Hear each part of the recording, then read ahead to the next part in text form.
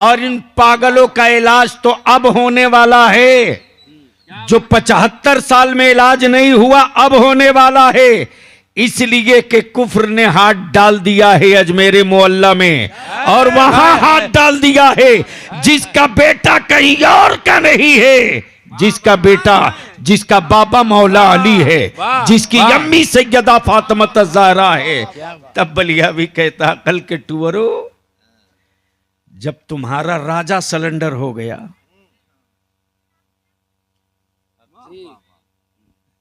जादूगर सिलेंडर हो गया, तो क्या समझ रहा है मेरे ख्वाजा की खड़ाउन खत्म हो गई है? अभी तो वो इतना तूफान मचा हुआ है कि आई भी परेशान है साहब, कि बलियावी ने जो बोला है पता नहीं क्या करेगा। लेकिन सच्ची बात यह है कि मुसलमानों, मैं तुझसे हाथ जोड़ करके, विनती करके, अपील करके तेरी नस्लों के लिए, तेरी औलादों के लिए कह रहा हूं रे, अपनी जमीनों के कागज ठीक कर लो और अपनी औलादों को पढ़ाओ। जाहिल रखोगे तो बदगोश्त बन करके रहेगा खानदान में, और पढ़ा करके मरोगे तो धड़कते हुए दिल की तरह रहेगा पूरी जमात में, पूरी बिरादरी में। सबसे पहले मैं शुक्रिया अदा करूं आम जलसों में और आज की इस महफिल मिलाद में एक बड़ा अहम फर्क है।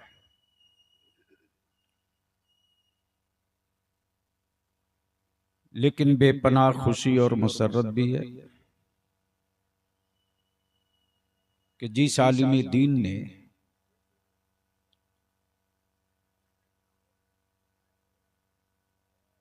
अहले सुन्नत के उस मर्द आहन के दामन से वाबस्ता होने के बाद अपनी पूरी जिंदगी अहले सुन्नत के इस्तेहकामो फरोग के लिए वक्फ किया, उसके उर्से चहलम शरीफ में इलाके के सभी उलमा और शोरा तशरीफ लाए। इससे अंदाजा होता है कि अभी एहसास जिंदा है। जिस्म का मरना ये मौत नहीं है। अगर सुन सके तो सुन। जिस्म का मरना ये मौत नहीं है।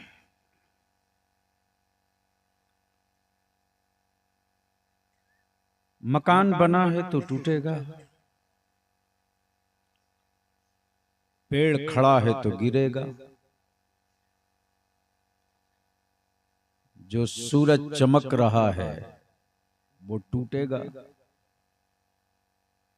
हम पैदा हुए हैं तो मरेंगे,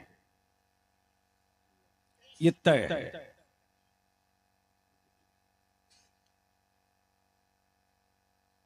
जिस्म का मरना ये जुर्म नहीं है, एहसास का मरना जुर्म है।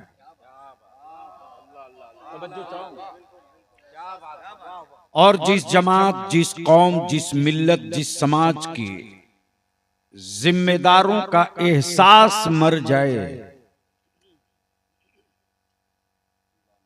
लाशें दिखेंगी, चलती रहेंगी लेकिन लाश होंगी। सेहत अच्छी होगी लेकिन लाश होगी। चेहरा बड़ा खूबसूरत होगा लेकिन किसी काम का नहीं। फाजिल गिरामी हजरत मौलाना अब्दुल हमीद साहब हबीबी, जिनके दीनी खिदमत में सबसे बड़ी खिदमत यह है कि इस पूरे खित्ते में मसलके आला हजरत का झंडा गाड़ के जिंदगी जिया है। और उसी खिदमत का सिला है कि अल्हम्दुलिल्लाह इस पूरे अतराफ के नामवर शोराई कराम उलमाए ज़बील एहतराम तशरीफ लाए और आप हजरात बिस्तर छोड़कर घर से आ गए और इस ठंड में अब तक बैठे हैं। न कोई वाटर प्रूफ पिंडाल है, न कोई खास एहतमाम है। इससे ये अंदाजा लगता है कि अभी एहसास जिंदा है। अब दरूद शरीफ पढ़ लें तो दो तीन बातें अर्ज कर दूं।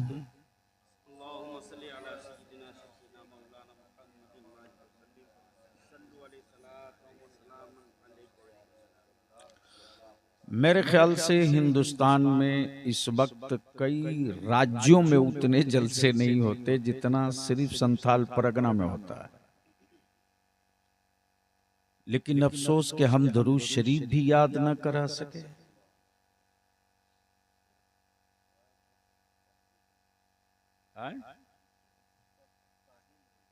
नहीं, माफ कीजिएगा, सच बोल दूंगा आग लग जाएगी।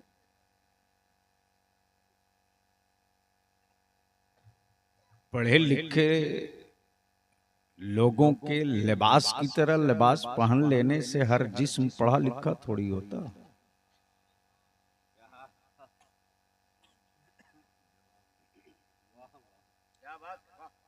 लेकिन ये भी तय है कि कोई मार्किन का कपड़ा पहन ले पढ़ा लिखा तो वो जाहिल थोड़ी हो जाएगा। इसी भारत में एक कलंदर था जिसके मार्किन की लुंगी और मार्किन का कुर्ता बादशाहों के जुब्बो दस्तार पर भारी पड़ता था और उसी मर्दे कलंदर का नाम हुजूर मुजाहिदे मिल्लत था। लिबासों से पहचान कराना ये बहरूपियों का कैरेक्टर हो सकता है। ईमान से पहचान कराना ये मुस्तफा के गुलामों की आदत होती है।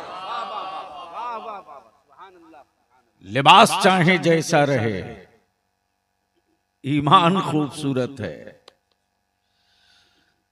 अब बस दो चंद मिनट की गुफ्तगू, चूंकि हाजिरी हो जाए, जहन पर बहुत तनाव है। आने के बाद मेरे उलमा मुझसे सवाल कर रहे थे क्या होगा मस्जिदों का, तो गुस्सा भी आ रहा था, हंसी भी आ रही थी।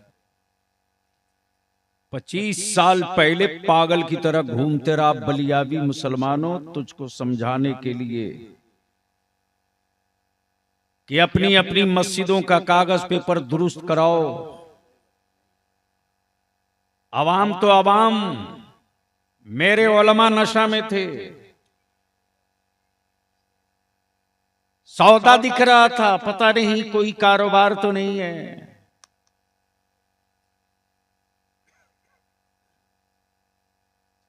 अब हल तलाश रहे हो जब पानी नाक तक आ गया है। उस वक्त तो लगता था कि अरे ये पता नहीं क्या है। और मैं ये भी जानता हूं कि फेसबुकिया मुजाहिद, व्हाट्सएपिया गाजी पढ़ेगा नहीं। दुश्मनों ने हेडिंग लगा दी कि बलियावी ने मुसलमानों को गद्दार कहा, दे दनादन शेयर करने लगेगा। उससे बलियावी की सेहत पर क्या असर पड़ेगी कुत्ते। इस तरह के कीड़े मकोड़े रोज बलियावी के जूते से यूं ही दब के मरते रहते हैं। जब सत्ता और हुकूमतों की बलियावी परवाह नहीं करता तो ये मदरसे के चना चोर मौलवियों की परवाह कहां से करेगा। लेकिन आज कड़वी बात बोलूंगा, ये चंद घंटे का स्टेज, ये चंद नारों की गर्मी नस्लों को जिंदा नहीं रखेगी। नस्लों को जिंदा रखने के लिए जमीन पर उतरकर खटना पड़ेगा। आज लगाई हुई फसल मिल गई है तो उड़ालो छक्के। पूछो उन कब्रों के मुकीम से जिन्होंने साइकिल से पगडंडियों पर सफर करके मेरे आका की मिलाद गांव की चौकियों पर पढ़कर मसलक को जिंदा रखा, जिन्होंने किताबें देख करके मेरे आका की जश्न मिलाद और विलादत बयान करके वो किताबी मिलादे पढ़ करके अकीदे का जितना मुस्तहकम काम मिलाद किताबें पढ़ के, किताबी मिलाद पढ़ के जितना मजबूत अकीदा बना के गए, हम हाईटेक स्टेज लगा करके भी उतना मजबूत अकीदा नहीं बना पा रहे हैं। इस सच्चाई से आंख नहीं चुरा सकते। और ये नहीं पूछा जाएगा मौलाना बलियावी कितनी गरजदार तकरीरें करके आए हो। पूछा ये जाएगा कि जमीन के ऊपर अल्लाह ने सारी सहूलतें दी, काम कौन सा करके आए हो। उस वक्त भागने को रास्ता उस्ता नहीं मिलेगा। दुरूद शरीफ पढ़ लीजिए तो मैं कुछ अर्ज कर दूं। अरे अगर याद है दुरूद शरीफ तो बुलंद आवाज से पढ़िए। अल्लाहुम्मा सल्ली अला सय्यदिना मौलाना मुहम्मदिन बारिक वसल्लिम सल्लु अलैहि सलातु व सलामन अलैका या रसूल अल्लाह। इन दिनों हुकूमत मेहरबान है, दे दनादन केस बलियावी पे ठोका जा रहा है। वो एक नहीं हरामखोर पढ़ रहे हैं कि क्यों केस हो रहा। वो चोरी डकैती का केस नहीं है, इसी मसलक और नस्लों के मुस्तकबिल की जंग का केस है। लेकिन उसको फॉरवर्ड करने के लिए कोढ़ी है, ये हाथ में जान नहीं है, ताकत नहीं। लेकिन फेसबुक पर अंग्रेजी क्या बात रही है, जवाब नहीं है आरामखोरों के। और क्या गजब के मुनाफिक हैं साहब कि जब सामना होगा तो मैं तो फेसबुक व्हाट्सएप पढ़ता नहीं, हमको आता ही नहीं। लोग बताते हैं सुन लेता हूं, नोटिस नहीं लेता।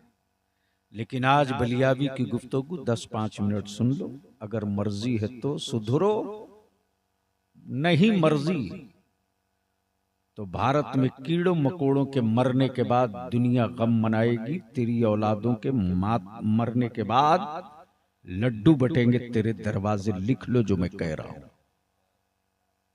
माइक ठीक कर सकते हो तो कर दो।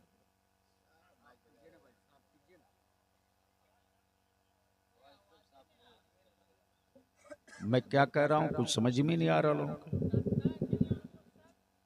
अरे भैया वो क्या करेगा, वो जान रहा है ना कि अहले सुन्नत के जलसे सुनने के लिए नहीं होते हैं। वाह वाह वाह वाह वाह वाह, बस इसी के लिए तो बच गया। बूढ़ी मां को 100 रुपया देने में सबसे बड़े गरीब हो,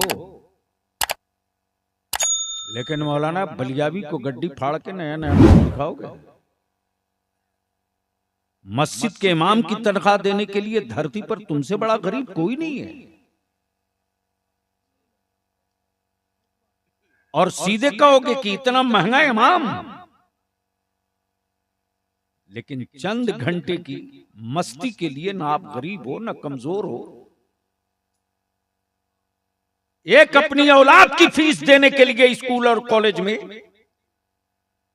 जो तेरी अपनी औलाद है, तेरा अपना खून है, उसको अच्छे स्कूल में पढ़ाने के लिए आप बहुत गरीब हो।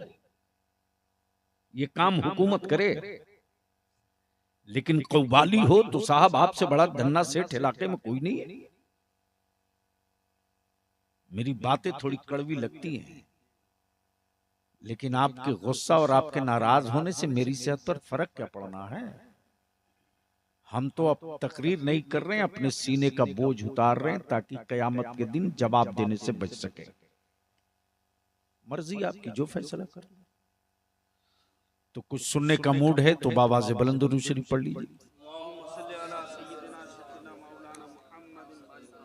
अल्लाह रब्बु मुहम्मदिन सल्लल्लाहु अलैहि वसल्लम नहनु इबादु मुहम्मदिन सल्लल्लाहु अलैहि वसल्लम। बस सिर्फ एक शेर,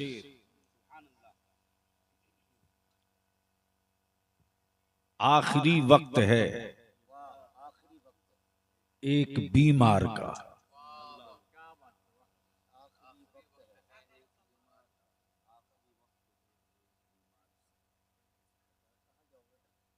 वो क्या करेगा?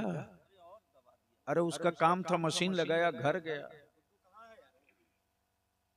अब वो फोन करके पूछेगा कि कैसे ठीक होगा।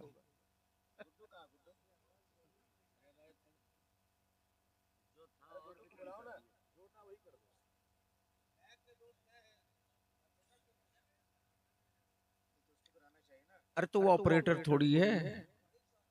जिस तरह भाड़े का मौलवी आ रहा वैसे भाड़े का ऑपरेटर आया। घबरा क्यों गए? भाड़े का मौलवी शायर बुलाओगे, कहोगे गांव में बरकत नहीं होती।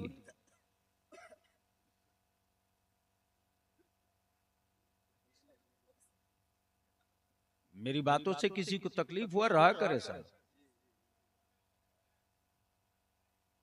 अच्छा, ओरिजिनल कहीं पड़ा हुआ था, डुप्लीकेट से काम चल रहा था।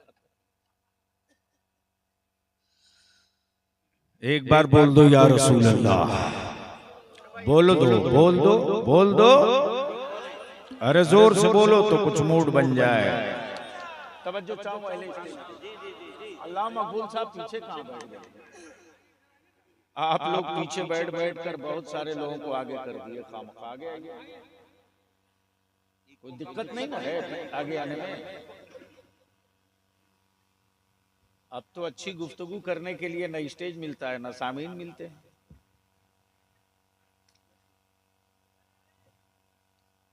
तवज्जो चाहूं, आखिरी वक्त है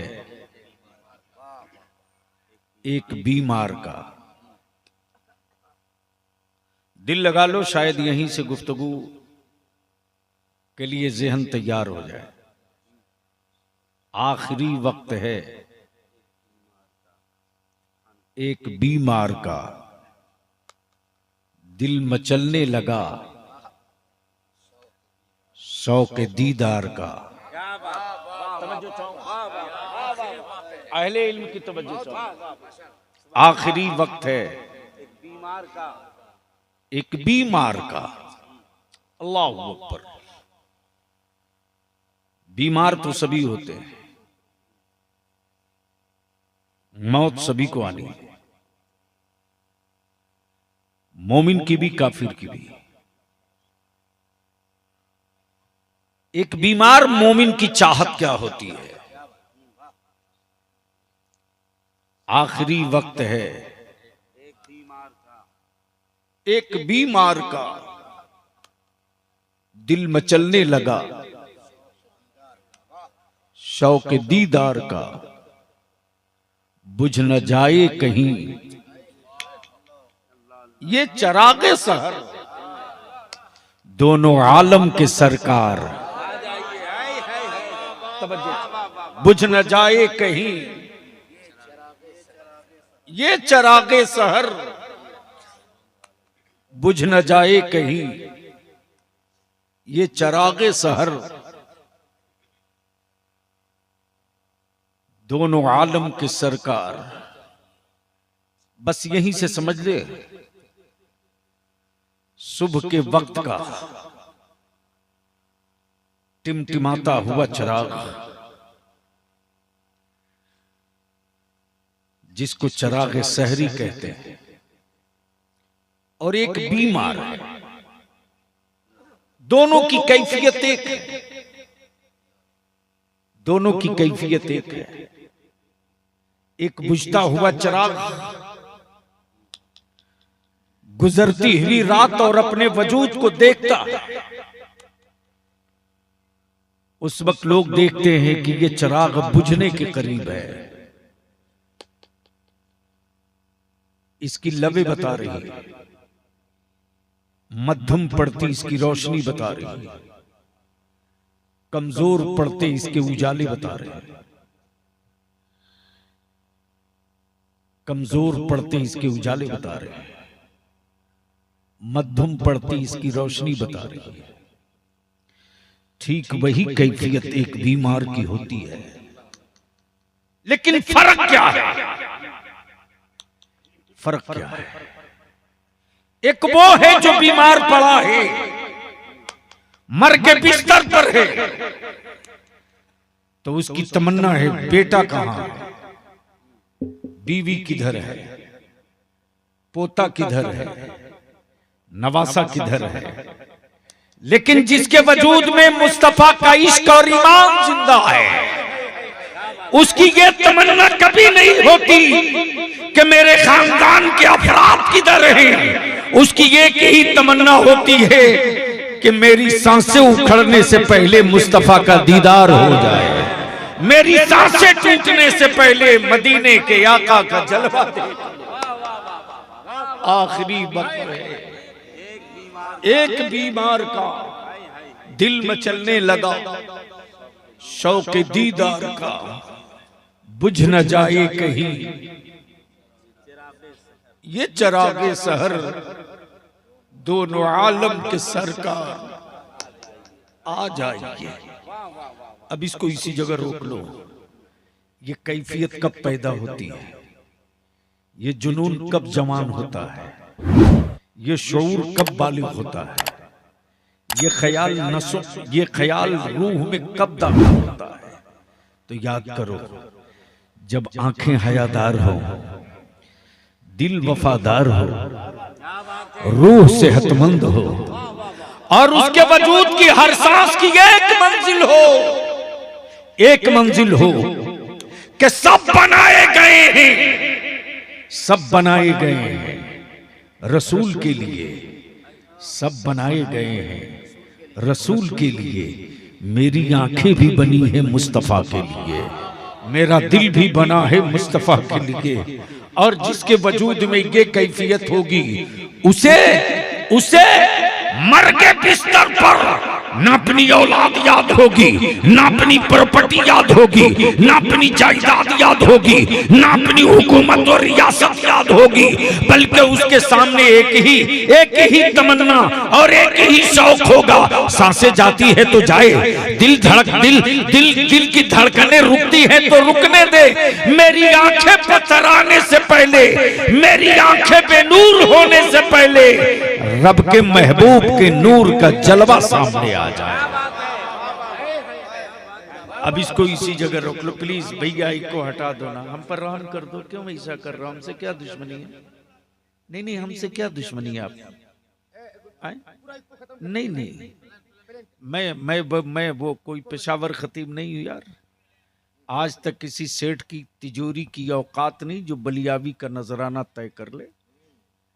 ये मेरे उलमा की जिद थी, और एक आलिम की दीनी खिदमत की जब बात मालूम हुई तब मैंने कहा किसी भी कीमत पर पहुंचूंगा, वरना जलसों के लिए मैं जिंदा थोड़ी ही रखा गया हूं। जो काम मेरे जिम्मे मैं कर रहा हूं, मालूम है कि घन गरज की तकरीरों से क्या होना है।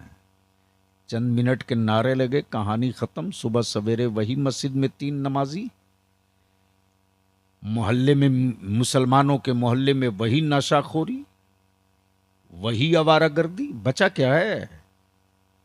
चिल्ला रहा हूं बरसों से, अपनी औलादों के साथ गलत मत करो। दुनिया के और सूबों के लड़के और लड़कियों को देखो, लेकिन ये लानत आ गई है संथाल परगना में मुसलमानों के माहौल में। उम्र हुई नहीं शादी के लायक, निकाह कर दिया। समझ ही में नहीं आया कि यह बच्चा जवान कब हुआ, बुढ़ा कब हो गया। दूसरी लानत चल पड़ी है कुछ हरामखोरों ने, हमारे दो का नारा लगाना शुरू किया। तेरी क्या औकात जो तू खुद अपना पेट नहीं पाल सकता, अल्लाह की दी हुई नेमत और जिंदगी को तू क्या पालेगा। लेकिन इस लानत पर कोई गुफ्तगू नहीं हो रही, इसको कैसे रोका जाए। फिर तहरीक बेदारी जनवरी से शुरू हो रही, लगा हूं पूरी ताकत के साथ।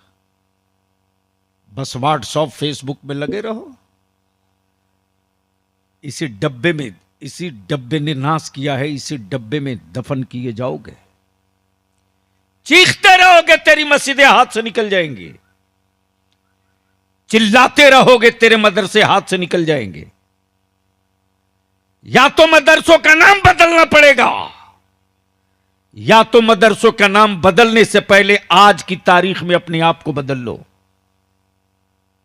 चीखते रहे रजिस्ट्रेशन कराओ, कागज मुकम्मल करो, कोई होश नहीं। 4 रोज पहले बलियाबी ने जब हुकूमत हिंद से लेकर सूबाई हुकूमतों को थ्रेटिंग देकर कहा और साफ कह दिया है कि मेरी मस्जिदों की बुनियाद खोदने वालों, अगर तुम इतने ही पुराने थे तो तुम अपने घर में क्यों नहीं थे? मस्जिदों में क्यों पनाह लिए हुए थे? इसका मतलब बाद में आए हो। लेकिन सारी गुफ्तगू का निचोड़ यही है, हम अपने उलमा से अपील करेंगे, फुर्सत नहीं मिलेगी, माफ कीजिएगा, आपके बेटों को फुर्सत नहीं दी जाएगी, आपकी औलादों को फुर्सत नहीं दी जाएगी। आज अगर आपको फुर्सत नहीं निकाल पाए आप, तो कल आपकी औलादों को फुर्सत नहीं दी जाएगी कि कागज ठीक करा लो। इसलिए सारा काम छोड़कर आज फुर्सत निकालिए, ताकि कल आपकी औलादों को फुर्सत मांगने का मौका न मिले, कागज मुंह पर पटक के कहें ये है सबूता। लेकिन लगना पड़ेगा। अहले सुन्नत के जवानों को आवाज दीजिए तो ये तो इकट्ठा हो जाते, पैसे से भी, दौलत से भी, जिस्म से भी, जान से भी, खिदमत से भी। आलिमों को कौन जमा करेगा साहब?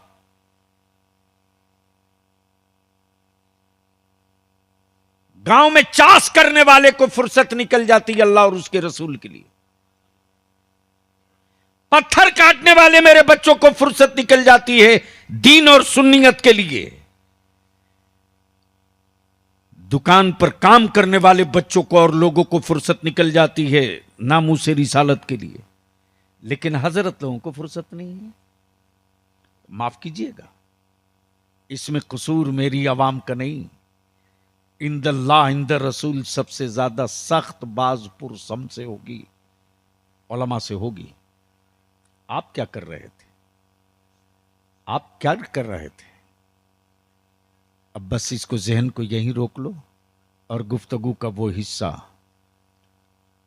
बुझ न जाए कहीं। सुनोगे तो बोलना पड़ेगा, जोर से जोर से जोर से, अरे मोहब्बत से बोल दो। तब बलियावी कहता है रईसुल कलम अल्लामा अरशदुल कादरी सिर्फ आलिम नहीं थे, बल्कि ये आरिफ का कलाम है। आलिम का नहीं, आरिफ का कलाम है। बुझ न जाए कहीं ये चरागे सहर, दोनों आलम के सरकार। आए है, क्या भरोसा है साहब, क्या इत्मीनान है, क्या मसीहाई। मसीहाई के उस वजूदे नाज को किस अदा के साथ एक आरिफ पुकार रहा है, बुझ न जाए कहीं ये चरागे सहर, दोनों आलम के सरकार आ जाइए। यानी ये बता रहा है रईसुल कलम का जज्बे शौक ये बता रहा है, या रसूल अल्लाह अलैहिस्सलाम, मौत से पहले एक बार देख लो, कब्र में आसानी के साथ मुस्तफा मैं आपको पहचान सकूं। बुझ न जाए कहीं ये चरागे सहर, दोनों आलम के सरकार आ जाएंगे। काफिर की रूह, मोमिन की रूह, काफिर की रूह खौफ में, मोमिन की रूह मस्ती में, काफिर की रूह अजियत में, मोमिन की रूह सेहत में। क्यों? क्यों? इसलिए कि एहसास जिस्म का मरना ये जुर्म नहीं, रूह का एहसास का मरना ये जुर्म है। अब इसको इसी जगह आखिरी गुफ्तगू के आखिरी हिस्से के तौर पर इस्तेमाल कर ले। बुझ न जाए कहीं ये चरागे सहर, दोनों आलम के सरकार आ जाएंगे। बस तसव्वुर में रखो। अभी ये जनाब हबीबुल्लाह फैजी साहब, नदीम रजा फैजी, मुबारक हुसैन मुबारक साहब, ये लोग जो जा रहे हैं उम्रा करने के लिए मदीने तैयबा में करीम के रोज़े अतहर पर जाएंगे। ये मौलाना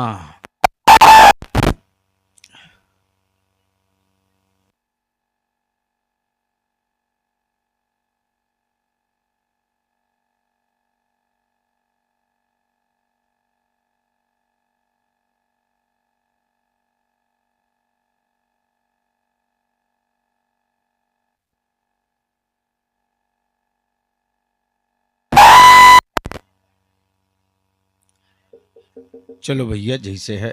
ए बाबू बस बस प्लीज। नारे तकबीर, नारे रसालत, औलमाए अहले सुन्नत, हुजूर गाज़िए मिल्लत, सुभान अल्लाह सुभान अल्लाह। बस जहन में ये रखें, बुझता हुआ चिराग, उखड़ती हुई सांसें, एक बीमारी इश्क है और बिस्तरे अलालत पर है।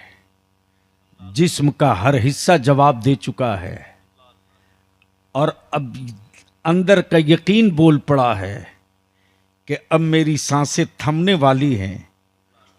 उस वक्त एक बीमारी, एक एक एक एक बीमारी मुस्तफ़ा की क्या कैफियत होती है।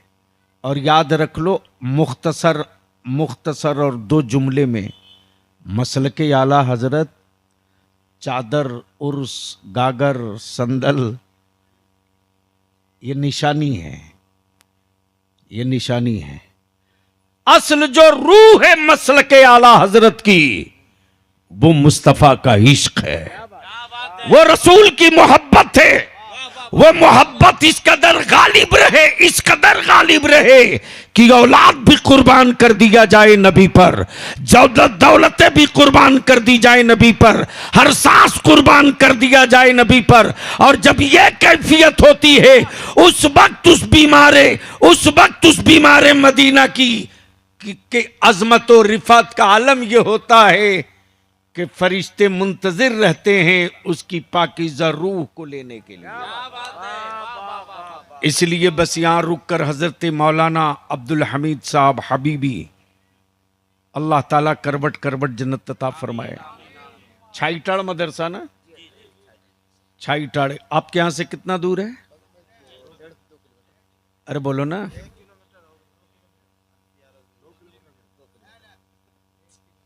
अरे झगड़ा मत करो भाई, 1 किलो हो कि 2 किलो हो, चलो बस इतने ही दूर मान लो कि आप चाय पीने जाते हो। बस मुसलमान और झगड़ा ना करे, ये हो ही नहीं सकता। जब नाली की जमीन के लिए 3 पुश्त तक मुकदमा लड़ता है मुसलमान में, वो तो 1 किलोमीटर है, कई गांव मिलके लड़ जाएगा। क्या हाजी साहब ये गलत है? मौलाना कमरुद्दीन साहब, कैसा गजब जिद्दी मुसलमान है साहब। यानी मरते रहता है, बिस्तर पर होता है तो अपने पोता को बुलाकर बोलता, देख फलाने के बाप से हमने लड़ा और उसके बाप से मेरे बाप ने लड़ा। ये नाली की जमीन का मसला नहीं, ये खानदान की इज्जत का मसला है। एक एक डिसमिल बेचना पड़े तो बेच देना, लेकिन आखिरी सांस तक लड़ना। बोलो सही है कि गलत? अरे बोलो ना, शर्म आती है कि नहीं?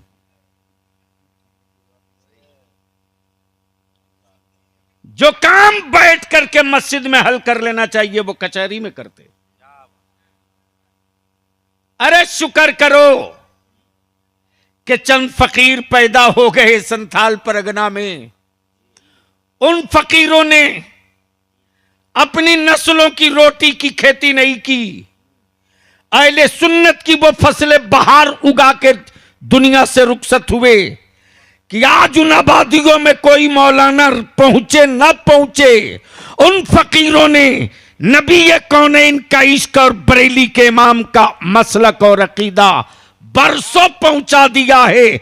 और आज उसका असर यह है कि गांव का बूढ़ा जो खेत में चाष करता है वो शक्ल देख करके पहचान लेता है कि ये मुस्तफा की मिलाद वाला मौलवी है या मुस्तफा की मिलाद की बगावत वाला मौलवी है। आंखों में ये चमक दे दी उन बुजुर्गों ने। माना चंद थे हजरत मौलाना जमाल साहब हबीबी, अल्लाह ताला गरीक़ रहमत करे उस आलिम पर, रईसुल कलम का चहीता, उन्हीं के जुमरे और उन्हीं के हमअस्र, उन्हीं के साथियों में हजरत मौलाना अब्दुल हमीद साहब हबीबी।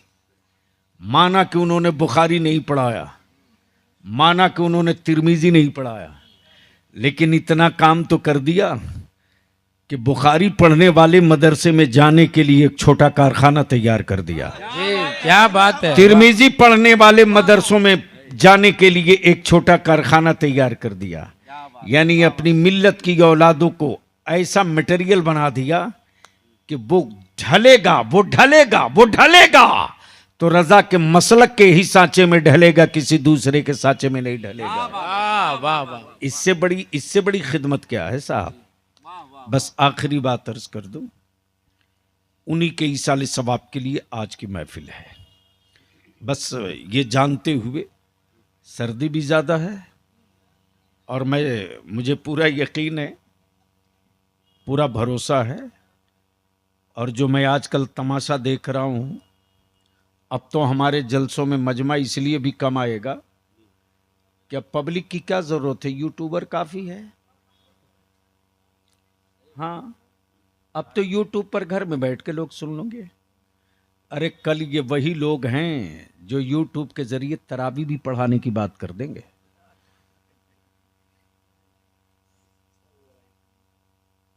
इस्लाम डिजिटल मजहब नहीं है, इस्लाम फिजिकल मजहब है। नहीं समझ में आया? समझ में नहीं आया? डिजिटल वो है जो तेरे मोबाइल में है, और फिजिकल वो है जो रुकू, सजदा, क़ुऊद, क़याम। बलियावी की गुफ्तगू के इसी हिस्से पर बवाल चल रहा मौलाना मकबूल साहब, जब बलियावी ने खमटोक के कहा है कि कुफ्र की हवेलियों में रहने वालों, इस्लाम वो नहीं है जो लीला दिखा करके इस्लाम समझाया जाए। इस्लाम डिजिटल नहीं है जो टीवी के स्क्रीन से समझाया जाएगा। इस्लाम फिजिकल है। बद्र में उतर के इस्लाम समझा दिया, ओहद में उतर के इस्लाम समझा दिया, खैबर में उतर के इस्लाम समझा दिया, करबला में उतर के इस्लाम समझा दिया। और इन पागलों का इलाज तो अब होने वाला है, जो 75 साल में इलाज नहीं हुआ अब होने वाला है। इसलिए कि कुफ्र ने हाथ डाल दिया है अजमेर मोहल्ला में, और वहां हाथ डाल दिया है जिसका बेटा कहीं और का नहीं है, जिसका बाबा मौला अली है, जिसकी अम्मी सैयदा फातिमा ज़हरा है। तब बलिया भी कहता, कल के टूअरो, जब तुम्हारा राजा सिलेंडर हो गया,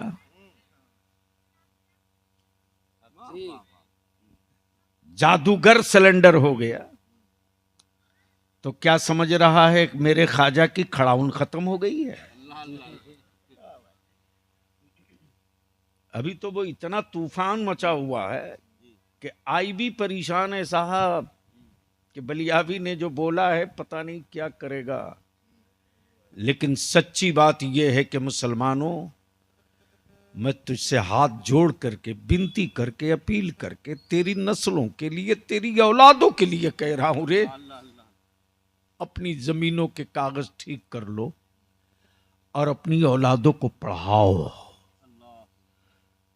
जाहिल रखोगे तो बदगोश्त बन करके रहेगा खानदान में, और पढ़ा करके मरोगे तो धड़कते हुए दिल की तरह रहेगा पूरी जमात में, पूरी बिरादरी में, और पूरी बिरादरी जिस्म होगी और तेरी औलाद उस जिस्म की धड़कन होगी।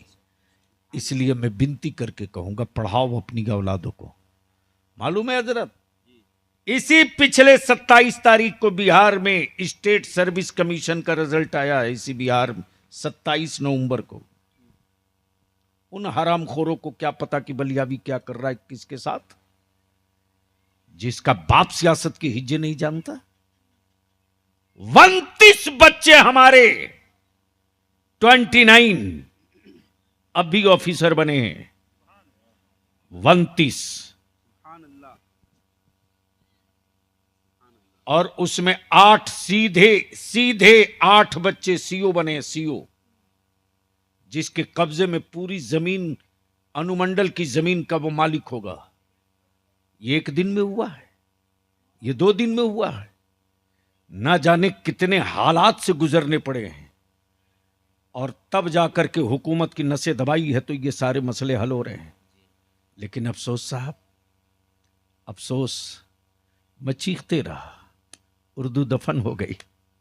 मैं चिल्लाते रहा, मदरसे ज़बा हो गए। मैं भीख मांगते रहा तुझसे तेरी औलादों के लिए। लेकिन सौदागरों को लगा कि बलियावी साहब बिला वजह की बात कर रहे हैं। जो फितना मैंने 25 साल देखा था, वो फितना इस वक्त शैतान की तरह खड़ा होकर नाच रहा पूरे भारत में। अब भी वक्त है, मस्जिदों की जमीन का कागज ठीक करो, मस्जिदों की जमीन का पेपर दुरुस्त करो, और कोई कागज नहीं है तो आसानी के साथ राइट टू इंफॉर्मेशन के जरिए खसरा खतियान दे करके सूचना के अधिकार से मांग लो कि अब भी इस वक्त इतने खाता, इतने प्लॉट और इतने खसरा में अब भी इस वक्त क्या है। तो जब आएगा सर्किल ऑफिसर देखेगा मस्जिद, वो लिख के दे देगा अब भी यहां मस्जिद है, ठप्पा और मोहर लग जाएगा, एक सबूत हो जाएगा। लेकिन इसके लिए करना पड़ेगा मस्जिद के सिगरेटी को, मस्जिद के मुतवल्ली को, वरना हर उस सूबे में तूफान खड़ा होगा जो सूबा सुकून के साथ जी रहा है, और कोई हुकूमत तेरी पीठ पर खड़ा नहीं होगी।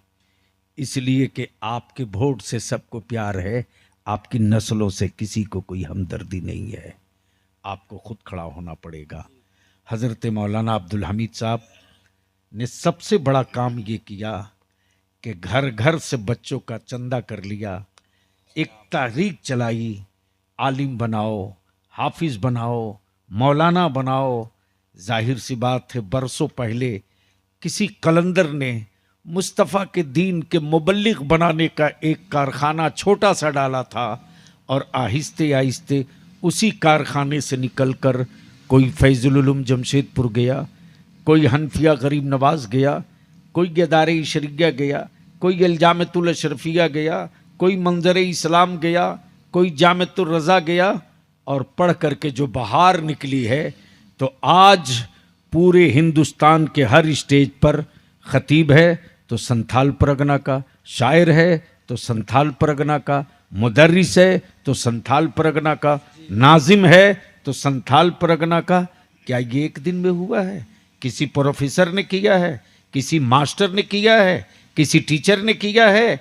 नहीं, ये वही किया है जिसके सीने में दर्द था मुस्तफा के दीन का, जिसके सीने में धड़कता दिल था नबी के आशिक का, जिसके वजूद में गर्मी थी मसलके आला हजरत के फरोग और इस्तेहकाम की, और जो इस जज्बे के साथ अपनी जिंदगी गुजारा, उसी आलिम का नाम हजरत मौलाना अब्दुल हमीद हबीबी रहमतुल्लाहि ताला अलैह। अल्लाह तबारक व ताला उनकी तुरबत पर, उनकी कब्र पर रहमत व नूर की बारिश बरसाए और पीर भी मुंतखब किया। तो क्या लाजवाब पीर मुंतखब किया, क्या बात रही साहब।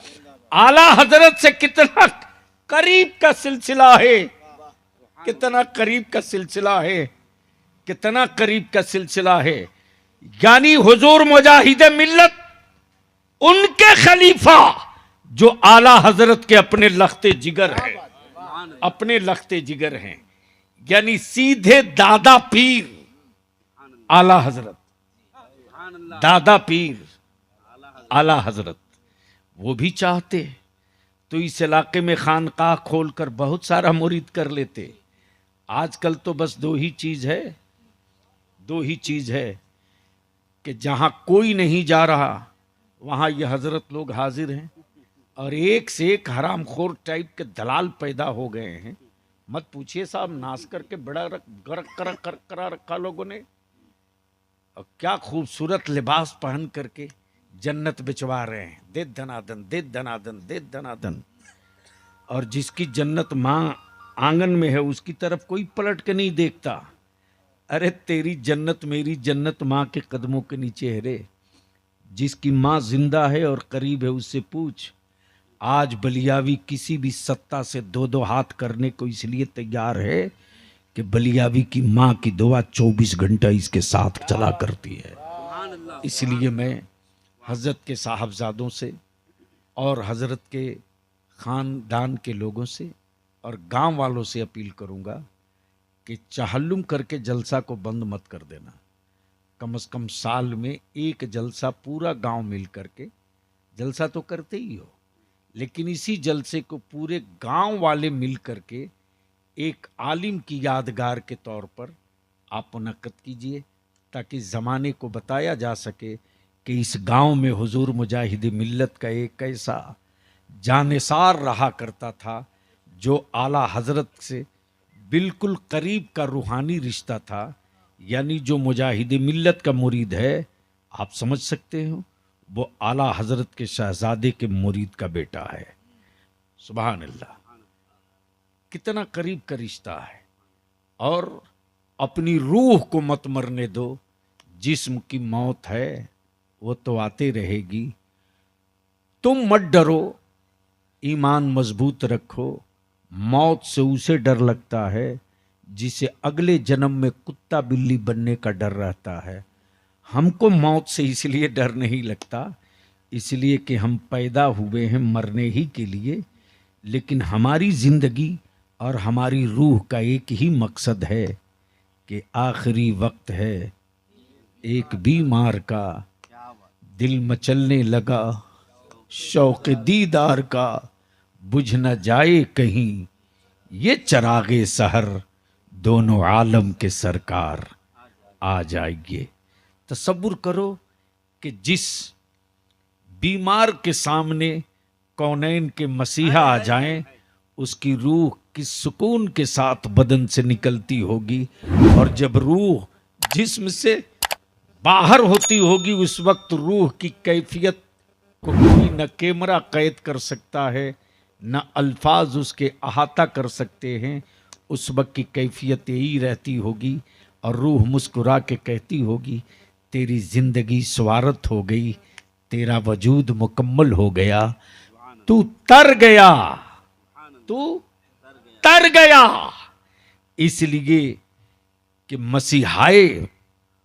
मसीहाए उम्मत ने तुझे अपना जलवा दिखा दिया, और जब उनका जलवा दिख जाए तो फिर पूछना ही क्या है, पूछना ही क्या है। ये आंखें रब ने दी है सिर्फ उनके जलवे के लिए। तब आला हजरत ने कहा, ज़मीनो ज़मा तुम्हारे लिए, मकीनो मकां तुम्हारे लिए, चुनीनो चुना तुम्हारे लिए, बने दो जहां तुम्हारे लिए, हम आए यहां तुम्हारे लिए, उठे भी वहां तुम्हारे लिए, बदन में है जान तुम्हारे लिए, दहन में ज़बां तुम्हारे लिए। गोया एक मोमिन की कि जिस्म और रूह की कि हर हिस्से की आखिरी मंजिल सिर्फ एक है कि सिर्फ रसूल, सिर्फ रसूल, सिर्फ रसूल। अगर उन्हीं पर जिंदगी बीत गई और जिंदगी की सांस उखड़ गई, या अगर जिंदगी मुकम्मल हो गई, तो फिर वो मौत नहीं जश्न की रात है, मौत नहीं, मौत नहीं जश्न का दिन भी है, रात भी है।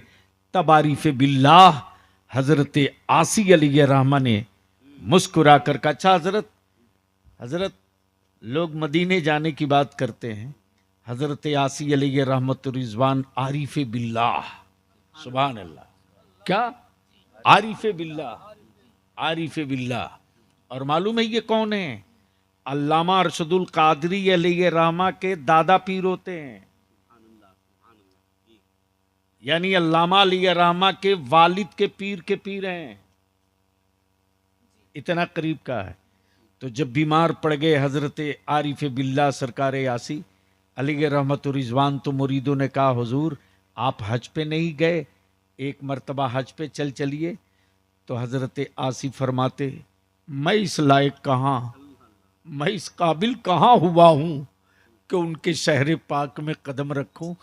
लेकिन जिस वक्त बिस्तर पे हिचकियाँ ले रहे थे, उस वक्त हजरत आसी ने सिर्फ एक शेर कहा था, आज फूले न समाएंगे कफन में आसी, गोर की शब है उस गुल से मुलाकात की रात, गोर की शब है उस गुल से मुलाकात की रात, जिसकी तमन्ना में मैंने पूरी जिंदगी टकटकी बात कर बिता दी। आज तो वही दिन आ रहे हैं कि कब्र की तन्हाइयां होगी, वो होंगे हम होंगे, कब्र की तन्हाइयां होगी, वो होंगे हम होंगे, कब्र के अंधेरे होंगे, नूर उनका होगा, आंखें मेरी होगी, चेहरा उनका होगा, रोशनी मेरी होगी, कब्र की तन्हाइयां होगी, मेरी जिंदगी की मेराज उसी वक्त होगी, उसी वक्त होगी। बुझ न जाए कहीं ये चरागे सहर, दोनों आलम के सरकार आ जाएंगे। हम जिंदगी में इस काबिल न बन सके कि वो आ सकें, लेकिन जब lahd में उतर गए तो हम बुलावे न बुलावे वो खुद हाजिर हैं।